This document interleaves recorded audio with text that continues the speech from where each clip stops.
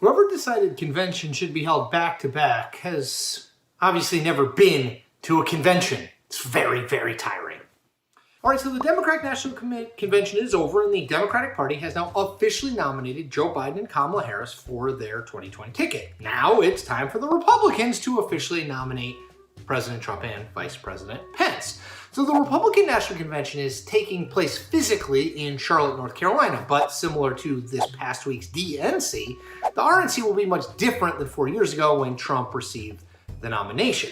So before we buckle down for round 2 of the conventions, I'm here to answer your biggest questions ahead of the Republican convention. And joining me this time is Sarah Isgur, CNN political analyst and a staff writer at the Dispatch and an adjunct professor at George Washington University's School of Media and Public Affairs.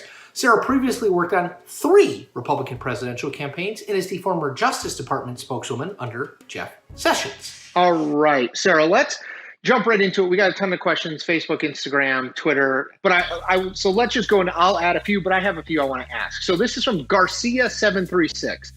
Will the RNC be the same format as the DNC? Yeah, so that's what's actually really fun if you're a political junkie about this year, is that the conventions for the first time actually have a lot of unknowns. I do not think that the RNC convention will actually look much like the DNC convention at all, which is also unusual. Normally they're pretty much just parallels of each other, and our big surprises that you and I get to talk about are like, wow, they had so-and-so on stage. But this time it's actually the format itself, which is the surprise, which I've loved. I mean, the roll call alone, I was like, we're never going back to the old roll calls as far as I'm concerned. I don't want to say that the Democratic National Convention was somber, but there were certainly sort of serious moments. Do we anticipate the Republican one being more party-like, just given what we know about sort of Trump and how he conducts his life in the White House? If you're a political junkie, super cool about these 2 weeks. It's opened up a lot of creativity in what folks can do. The fact that the president's doing it from the White House, that they're building, basically a television studio in the Rose Garden, plus what they're going to have to do to have the other people speak live who then can't speak at the White House. And I'll just add for people watching, what Sarah's referencing is there's something called the Hatch Act that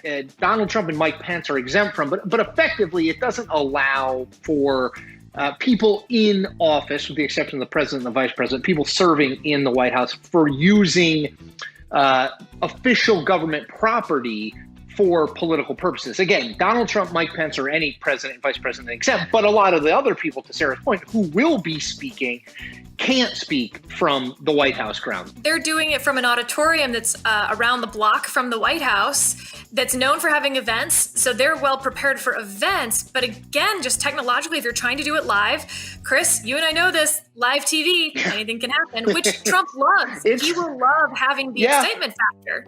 Yeah, absolutely. I actually think that Trump would gladly exchange sort of the potential glitches or weirdness that happens with live TV for what you rightly notice. Pre-tape is just not as exciting. There's a reason that television is mostly live, particularly news, because there's kind of a energy factor that exists. All right, let's keep going. John Crasties asks this.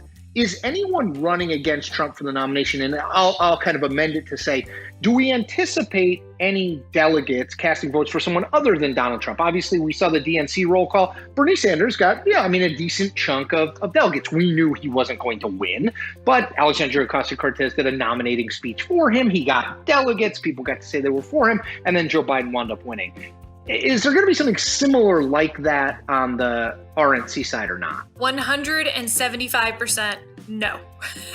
So the part with Bernie and Biden that was pre-organized, right? They agreed to do that to sort of throw a bone to the progressive wing of the party. The 3 people who were running for the Republican nomination, Joe Walsh, Bill Weld, and Mark Sanford, all suspended their campaigns months and months ago. There will be no disunity shown. And that's not just Trump. That's a sitting president. It just would not happen for an incumbent president to show that or to make some bargain on the side like Biden and Sanders did. Just not going to happen. Andre Ray Silva asked, where will Trump accept the nomination? Will it be in the White House? We have no idea, except that we know Trump. And Trump knows that he is the most entertaining part of this convention. And I think you do have a bit of a problem of the RNC versus the DNC. There were things that the DNC had to attract people every night. We were looking forward to Barack Obama's speech. It didn't disappoint. Michelle Obama's speech. Like each night they have a headliner. Trump is the headliner, not just for the convention, for the whole party, for everything. He's the president. So I'd be surprised if we don't see him at other points of the week.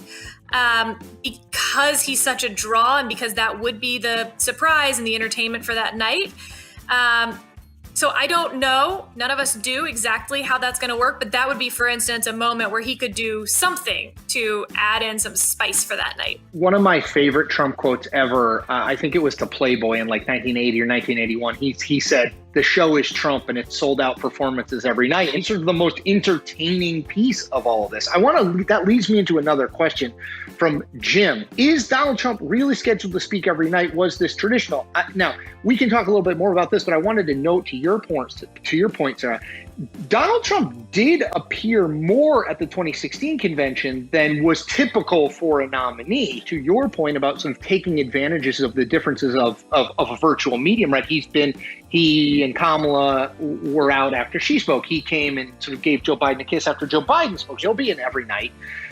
I assume that opens the door for Trump to do so. I'm not sure he needed the door open for him on that front, but yes. The other problem is, what we know about the Republican convention and who's going to be featured, they don't have anyone who we're like, oh, what's going to happen? Remember back to 2016, Ted Cruz's speech was a little bit of that. Like, what's he going to say? Is he going to endorse him? Will he, won't he? To use the wedding analogy, like the jilted boyfriend. We don't have that this time. They said they're going to highlight a lot of Americans who have benefited or been affected, et cetera.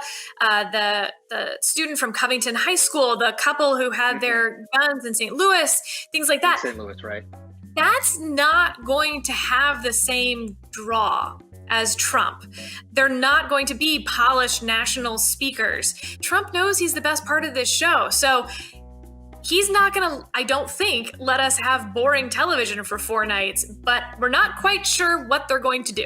I want to end on this. AP.ma asks this.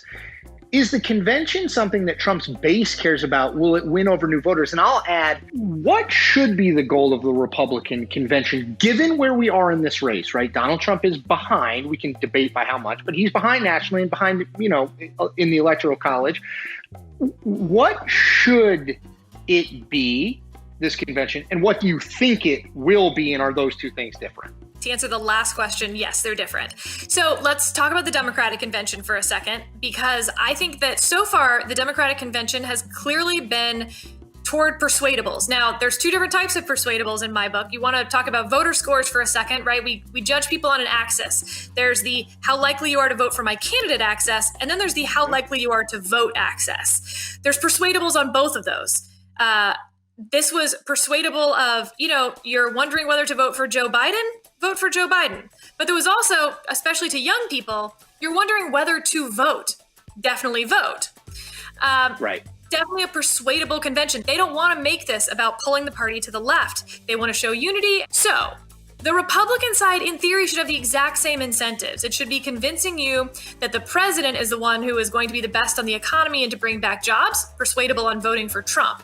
And then it should be persuadable on voting at all, especially to Trump's, some of Trump's base, which aren't huge voters. 2016 might have been the first time that they'd voted in a few elections. Is that going to be who they target? No, I don't really think so. Right. What we've seen so far in this election year is that the president believes that the best strategy is a base strategy, and that it's not about persuading people who are maybe on the fence about Trump versus a third party or Trump even versus Biden. That this is about taking that 30% of the electorate, let's call them, and making sure every one of them votes. And if you do that, that is still a winning strategy. Plenty of elections have been base elections. Sarah, thank you for your time. Of course. That was great. But look, one thing we can all agree on is that the 2020 Republican Convention is going to be like nothing we have ever seen before. Make sure to tune into CNN's coverage of all of it. And while you're at it, check in with me at The Point, cnn.com/thepoint, where I'll be breaking down my thoughts of the convention all week